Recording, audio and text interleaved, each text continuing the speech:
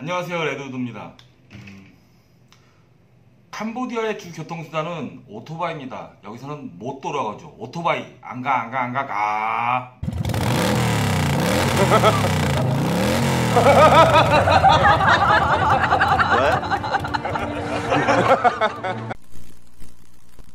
네, 주 교통수단은 오토바이인데요.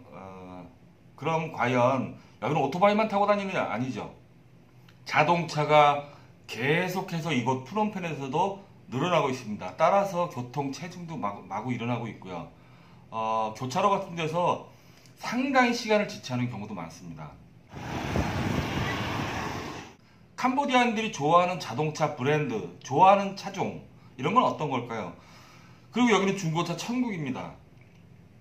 자동차 생산국이 아니죠. 그러다 보니까 외국에 중고차를 수입하게 됩니다. 그럼 이 자동차, 중고차의 천국 캄보디아에서는 어떤 차종이 인기가 많을까요? 또 궁금한 거, 람보르기니나 페라리 같은 슈퍼 스포츠카가 여기서 돌아다닐까요? 그리고 또 하나, 우리가 한국에서 여행을 왔을 때 렌트카는 어떤 차종 또는 어떻게 빌려야 될까요?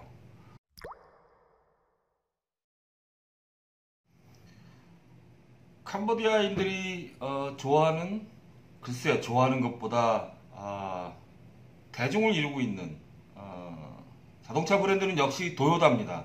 일본 도요다.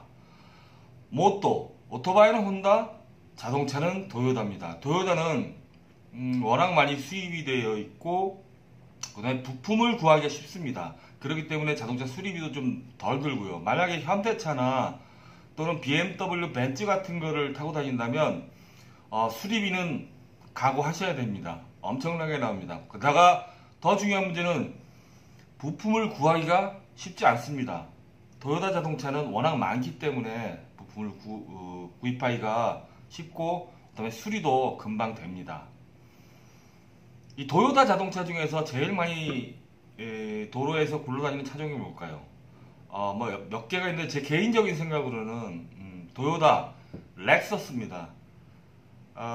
도요타에서 럭셔리 브랜드로 만든 렉서스 SUV, 특히 그 RX300, 330들이 굉장히 많이 돌아다닙니다.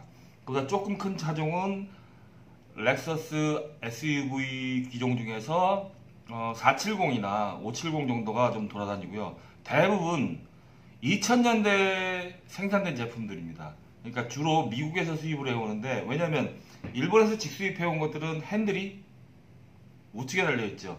좌측에 달려있기 때문에 이건 대부분 도요타 USA에서 생산돼서 미국에서 한참 굴러다니다가 이제 연식이 오래되고 10년이 넘어가니까 이제 캄보디아 자동차 수입 업체들이 미국에서 도요타 자동차를 들여옵니다. 물론 가끔 가다 보면은 우측에 핸들이 달린 자동차들도 있습니다만 대부분은 미국에서 수입한 도요타 자동차입니다. 특히 RX300 SUV 시리즈 말고도 그 하이브리드 차종인 도요타 프리우스, 그게 요즘 상당히 많이 굴러다니고 있고요. 그 외에는 뭐 도요타의 옛날 90년대에 생산된 제품들, 차종들도 많이 굴러다니고 있습니다. 여기는 도로 사정이 안 좋기 때문에 SUV 차량이나 픽업 트럭, 도요타 하일룩스, 그 다음에 최근에는 포드의 레인저들이 많이 들어오고요. 조금 돈 있는 사람들이 사는 게 레인지로버가 상당히 많이 굴러다닙니다. 도요타가 짱이죠, 여기서는. 현대차는 산타페들이 옛날 모델들이 많이 굴러다니는데요.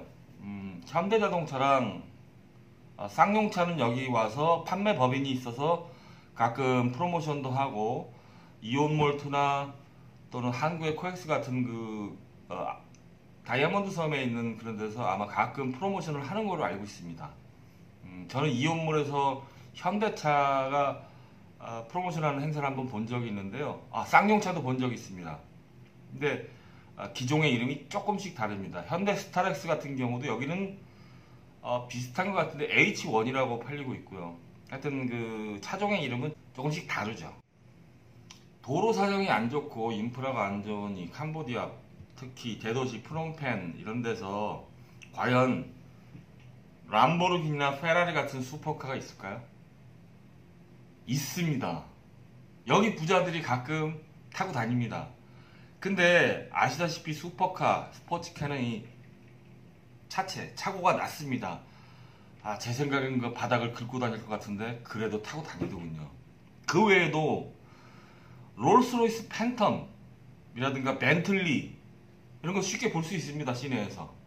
그 다음에 허머 차량 같은 경우도 H2, H3 같은 차량도 프롬펜에 돌아다닙니다. 예. 이러한 이유는 뭐냐 하면 자동차의 수입 관세 시스템이 상당히 다릅니다. 여기는 무조건 배기량과 연식으로 따집니다.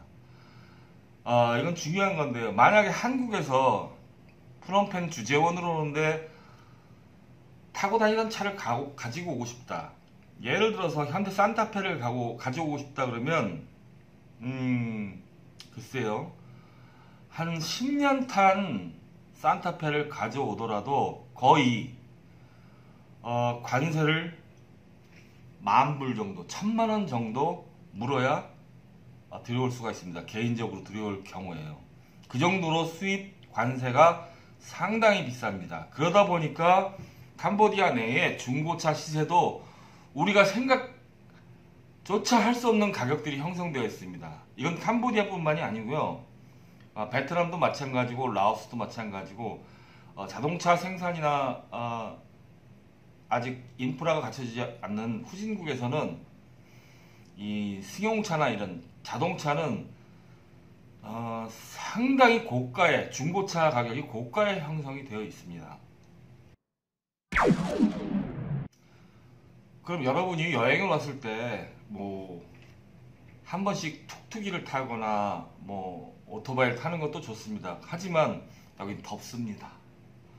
그러다 보니까 에어컨 없으면은 사실 한국 분들 같은 경우는 견디기가 힘들죠. 그래서 대부분 렌트카를 이용하시는데요. 물론 익스피디아닷컴이나 무슨 트립 어드바이저 같은 그 여행 앱을 통해서 미리 차량 렌트를 계약하실 수 있지만 그건 상당히 비쌉니다. 그럼 현지에 와서 렌트카를 찾으시는데 로컬 렌트카 업체들도 있고 한국인들이 운영하는 렌트카 업체들도 주요 시엠립이나 프놈펜 같은 도시에는 있습니다.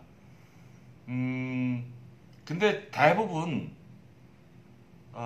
우리는 승용차도 좋겠다 싶은데 사실은 여행자로서 여기는 도로 사정을 감안할 때는 SUV를 선택하거나 아니면 인원이 좀 있을 경우는 승합차, 스타렉스나 토요타 알파드 또는 하이에이스 같은 그런 승합차를 선택하는 게 가장 좋습니다. 대략 가격은 어떻게 형성되어 있냐면 프놈펜 같은 경우는 프놈펜 시내일 경우 하루 8시간 기준으로 SUV 차량 RX300 토요타 포티너 내지는 그런 SUV를 이용할 경우 한 60불에서 한 70불 정도로 렌트하실 수가 있습니다. 상당히 싸죠. 더 중요한 거는 프놈펜 시내일 경우 또는 시엠립 시내일 경우 60불에서 70불 선이면 그 SUV 차량을 기사 포함, 유류비 포함에 빌릴 수 있다는 점이죠. 한국에서는 렌트카를 빌리면 나중에 기름을 채워 넣어야 되죠. 그 다음에 기사가 없습니다. 각자가 운전해야 되는데 여기는 기사, 유류비 다 포함해서 그 정도 가격이 하루에 형성되어 있습니다. 물론 며칠 계약을 하거나 더 하면 조금 더 가격이 나눠지겠죠.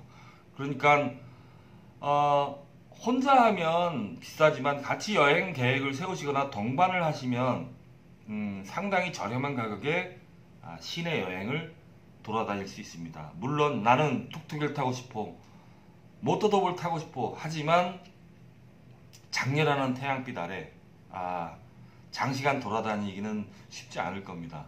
그래서 에어컨이 있는 차량이 필수입니다. 여행하실 때는.